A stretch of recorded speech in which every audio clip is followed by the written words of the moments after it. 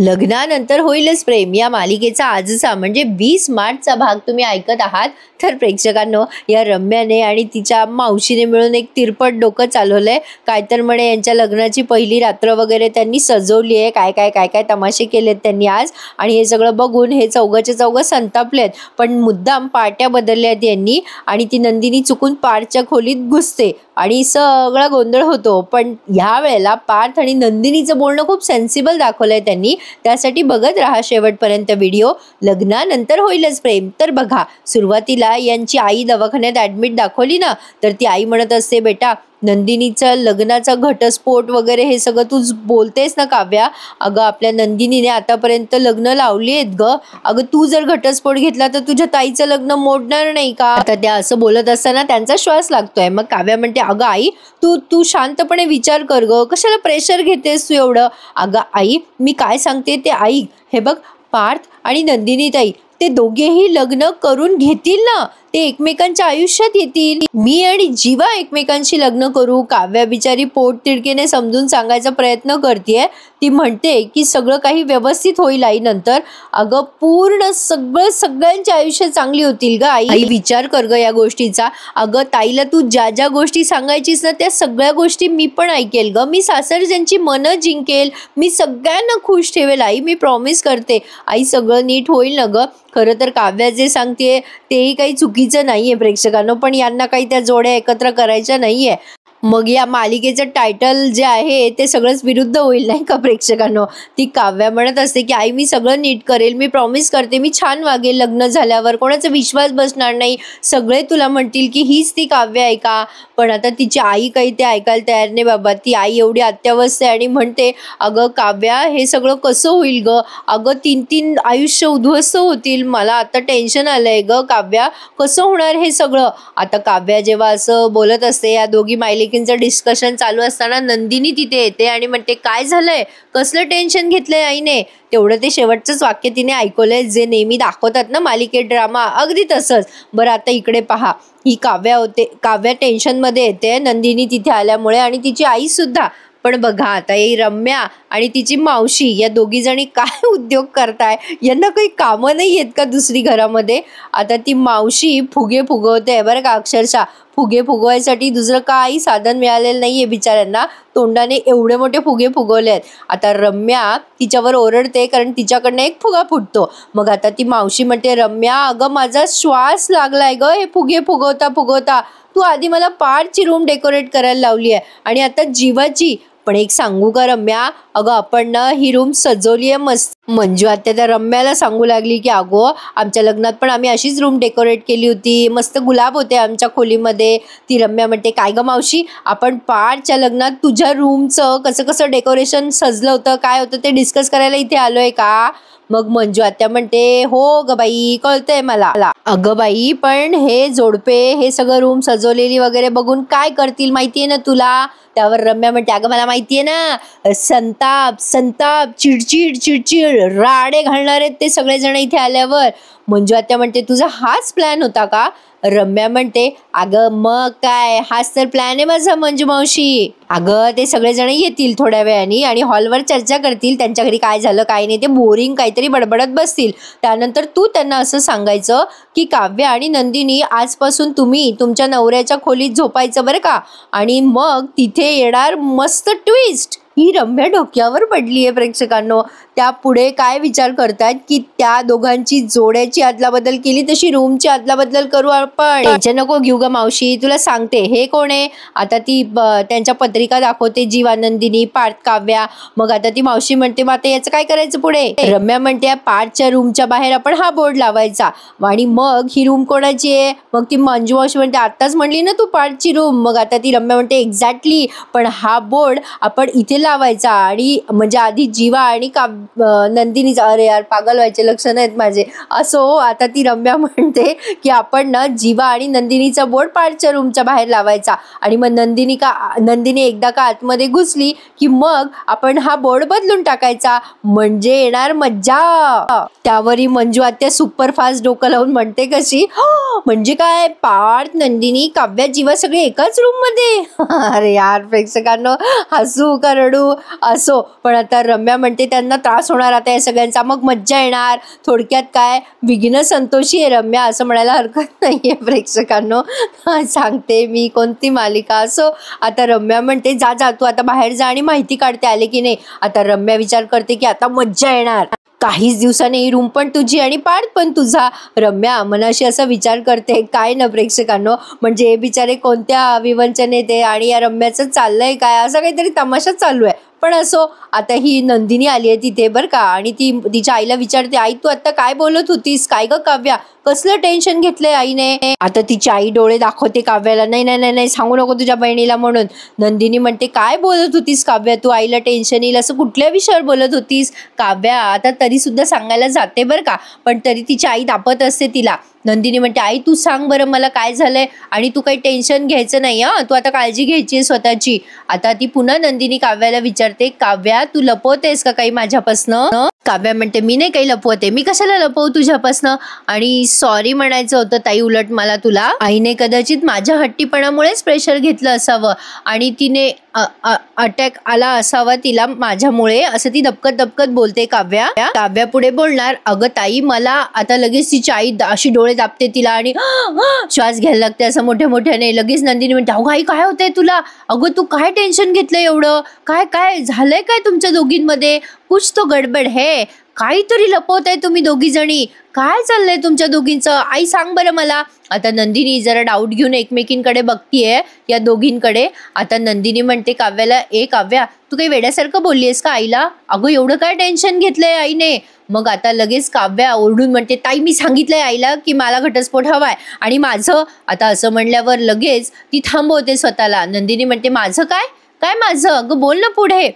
प्रेक्षकांनो इतका सस्पेन्स रंगवलाय, त्या काव्याला काही सांगू द्यायचं नाही यांना की तिचं आणि जीवाचं एकमेकांवर प्रेम आहे. ॲट द एखाद्या मोठ्या पॉईंटवर ते हे सगळं रिव्हील करतील सत्य, पण आता ही पुढे काही बोलणार. आणि माझं काय, आता तेवढ्यात तिचे वडील ते पार्थ आणि जीवा तिघजण आतमध्ये येतात रूममध्ये आणि त्या काव्याच्या आईची तब्येतीची विचारपूस करतात. थोडक्यात काय तिसऱ्या चौथ्यांदा हुकाचूक झालीये, काव्याला काही सांगता आलं नाहीये की तिचं आणि जीवाचं एकमेकांवर प्रेम आहे म्हणून. तर बघा आता पार्थ तिथे येतो, जीवा येतो, पार्थ विचारतो पटकन आई तुम्हाला बरं वाटतंय ना. आता नंदिनीची आई उठून बसायला जाते तेव्हा त्या पार्थराव म्हणतात अहो उठू नका आई तुम्ही आराम करा. मग नंदिनीची आई म्हणते माझ्यामुळे सगळ्यांचीच फरफट झाली ना. पार्थ म्हणतो नाही नाही आई असं नका बोलू, असं कशाला विचार करताय, तुम्ही आराम करा हो, तुम्हाला आरामाची गरज आहे. मग त्या नंदिनीचे वडील म्हणतात शारदा तुला बरं वाटतंय ना आता. अहो माझं काय म्हणणं होतं की तुम्ही सगळे घरी जाल का. जीवा म्हणतो नाही नाही आम्ही थांबतो इथे, तुम्ही नका काळजी करू. मग ते नंदिनीचे वडील म्हणतात अहो जावई बापू तुम्ही बऱ्याच वेळचे इथेच आहात ना, तुम्ही आता घरी जा आराम करा. मग जीवा म्हणतो नाही मग या दोघींना इथे थांबू देतो आम्ही. मग लगेच काव्या म्हणते हो हो हो आम्ही थांबतो. मग तिचे वडील म्हणतात नाही नाही टेन्शन नका घेऊ, तुम्ही जा सगळेजण खरंच घरे. मग आता हा पार्थ म्हणतोय नको नको, मी तर म्हणतो की जोवर आई बऱ्या होत नाही तोवर राहू द्यात या दोघींना इथे. नंदिनी म्हणते हो हो बाबा आम्ही नाही जाणार आईला सोडून कुठेच. मग तिचे वडील म्हणतात अरे बेटा आरुषी आहे मी आहे, आम्ही दोघं आहोत ना इथे, उगाचच तुम्ही थांबताय का इथे. मी हवं काही नको असेल हवं असेल तर फोन करेल तुम्हाला, तुम्ही उद्या सकाळी या इथे. पार्थ जीवा ऐका माझं, या दोघींना घेऊन जा, आधीच तुमची बरीच दगदग झालेली आहे, तुम्ही आराम करा जा. मग आता पार्थ म्हणतो बरं ठीक आहे आम्ही निघतो, मग तुम्ही सांगा आम्हाला काही लागलं सवरलं तर. आता एक छोटासा संवाद त्यांच्यात दाखवलाय. मग आता काव्याला आणि नंदिनीला जड जाते आईला निरोप देणं. आता नंदिनी म्हणते काळजी घे हा आई, आणि कसला विचार वगैरे करू नकोस आता. आणि तिची आई काव्यालाच दापत असते सांगू नको तुझ्या बहिणीला, असं डोळ्याने वटारून खुणवत असते. ते काव्याला कळतं आणि आपल्यालाही कळणारच आहे बघितल्यावर, जसं मला कळलं म्हणून मी तुम्हाला सांगतेय. तर असो जड अंतःकरणाने आता या सगळ्यांनीच निरोप घेतलेला आहे आणि आता घरी आल्यावर तिसराच तमाशा त्यांचा वाट बघतोय. असो काय ना प्रेक्षकांनो, ही म्हणजे रीतच असते एक, काय माणसाचा स्वभाव असतो, एखाद्याच्या दुःखात मिळतो एखाद्याला आनंद. आता हे आपण मालिकेतच बघतो ते वेगळं, पण असो मालिका आहे करूयात एन्जॉय. तर आता ते काळजी घेतात त्यांच्या बायकोची. नंदिनीचे वडील म्हणतात शारदा टेन्शन घेऊ नको, अगं पोरी व्यवस्थित आहे, तू उगाचच काळजी करतेस, पण तुला झालं काय ग अचानक, असं कसं टेन्शन घेतलंस तू. नाही म्हणजे काय झालं, काही बोलली का तुला, काव्या काही बोलली का, नंदिनी काही बोलली का, तुझ्या मनात काही आहे का? काही लपवतेस का तू माझ्यापासून? पण आता तिची आई बोलत नाही बिचारी, त्या नुसत्या टेन्शनमध्ये. काय बोलतील त्या बिचाऱ्या. पण असो, आता ह्या चौघेचे चौघे जण पोहोचलेत घरी. आता घरी आल्या आल्या त्या जीवाची आई विचारते त्या मानिनी ताई, काय गं नंदिनी, अगं काय गं, बरी आहे ना तुझी आई? कशी आहे? आणि तुम्ही कशाला आलात घरी? तुम्ही थांबायचं असतं ना तिथे. पार्थ म्हणतो, बऱ्या आहेत त्या आता. मग मानिनी ताई म्हणतात, बाई असं कसं झालं ग हे? तुम्ही थांबायला हवं होतं तिथे. अगं काही मदत लागली तर तिथे असायला हवं ना कोणीतरी. मग नंदिनी म्हणते, नाही आई, आम्ही थांबणार होतो, पण बाबा म्हणाले की कळवतील काही लागलं सवरलं तर. बाबा आणि आरुषी आहे, उद्या सकाळी जाईल मी तिकडे. मग मानिनी ताई म्हणतात, अगं आम्ही दोघंही येऊ हं सकाळी तुझ्या बरोबर. अगं मला असं वाटलं की तुम्ही जेवण खावण करून गप्पा मारत असाल, उशीर झाला म्हणजे मला वाटलं, म्हणूनच मी फोन नाही केला बाई. पण फोन केल्यावर तू सांगितलं तर घाबरले ग मी पण. पण असं कसं अचानक त्यांना अटॅक आला ग? म्हणजे काय झालं काय? मानिनी ताई असं बोलत असतात तेव्हा लगेच नंदिनी काव्याकडे बघते बरं का. म्हणजे नंदिनीला जसं काही फुल डाऊट आहे की काव्यानेच सगळं काही केलंय. पण हा जीवा अचानक कोणत्या अटॅक मध्ये गेला कळलंच नाही मला. तो मध्येच त्याच्या मनाशी बडबडतो. असं होतं ना आई, अचानक आपल्या आत हळूहळू गोष्टी साठत जातात आणि मग त्या गोष्टींचा मोठा स्फोट होतो. हा मनाशीच बोलतोय बरं का, जसं काही तंद्री लागल्यासारखा बोलतोय जीवा. काही गोष्टी आपल्याला व्यक्त नाही करता येत ना ग आई, आपल्या आतच त्या गोष्टी दबून राहतात. घुसमटच वाढत जाते ना त्या गोष्टींबद्दल. आता जीवाला बघतच राहते त्याची आई. मग जीवा पुढे म्हणतो, एक दिवस त्या सगळ्याचा अचानक असा स्फोट होऊन जातो. जीवा असं बोलल्यावर पार्थ त्याच्याकडे बघत राहतो. नंदिनी त्याच्याकडे बघते. मानिनताई म्हणतात, जीवा अरे असं काय बोलतोयस तू? सगळे एकदम आश्चर्य वाटल्यासारखे जीवाकडे बघायला लागतात. पण ती जीवाची आई म्हणते, अरे जीवा, अरे इतकं नको टेन्शन घेऊस. हे बघ सगळं ठीक होणार आहे. आधीचं सगळं संपलं की सगळ्या गोष्टींची नव्याने सुरुवात होत असते. त्या मानिनीताई जीवाला समजवतात. आता काव्या त्यांच्याकडे बघतच राहते. मानिनीताई म्हणतात, सगळं सुरळीत होणार आहे. परिस्थिती आणि प्रकृती दोन्हीही सुधारणार आहेत बेटा. बापरे, एवढा मोठा डायलॉग. आता त्या जीवाच्या तोंडावरून हात फिरवतात आणि म्हणतात, नको विचार करूस एवढा बेटा, होईल सगळं नीट. हं.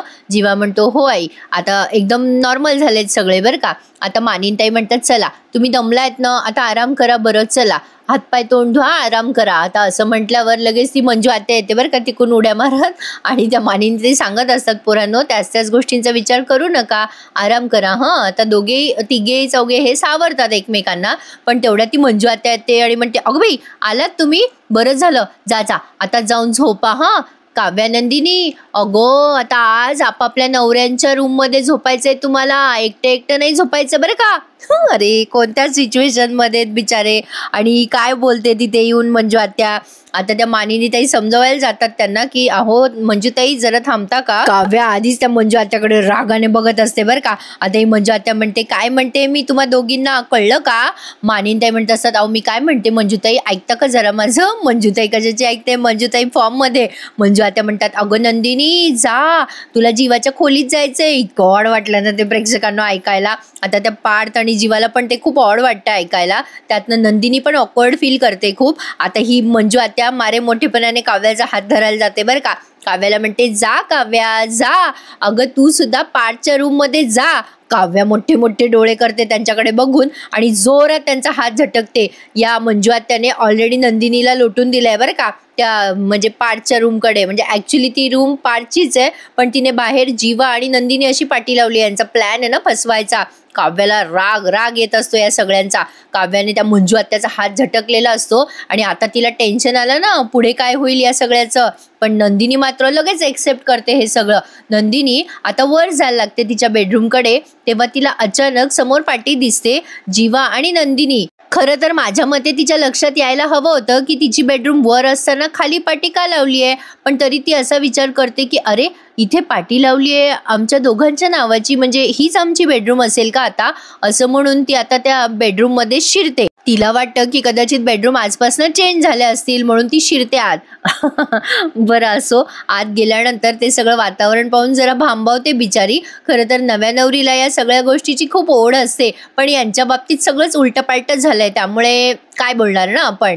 तर असो, नंदिनी ते बघते आणि तिला खूपच वाईट वाटतं, कारण तिने ज्या जोडीदारासोबत ही सगळी स्वप्न पाहिलेली असतात ते सगळंच तिच्या आयुष्यामध्ये म्हणजे उलटपुलट झालंय ना. पण ती मनात विचार करते की हे सगळं काय आहे, तिकडे आईला अटॅक आलाय आणि हे सगळं इथे मला तर वाटते रम्याने आणि मंजू आत्यानेच केलंय सगळं, पण त्यांना माहिती नसेल ना की आईला अटॅक आलाय म्हणून. आता ही सगळ्यांबद्दल चांगला विचार करते बरं का. आता ती रडतच असते, तेवढ्यात तिथे एकदम पार्थ येतो. पार्थ ते बघतो आणि म्हणजे काय होतं की अगोदर त्या रम्याने आणि त्या मंजू आत्याने मिळून ती पाटी बदलली आहे. तिथे जीवा आणि नंदिनी लिहिलेलं असतं ना त्या पाटीवरती, फोटो असतात त्यांचे.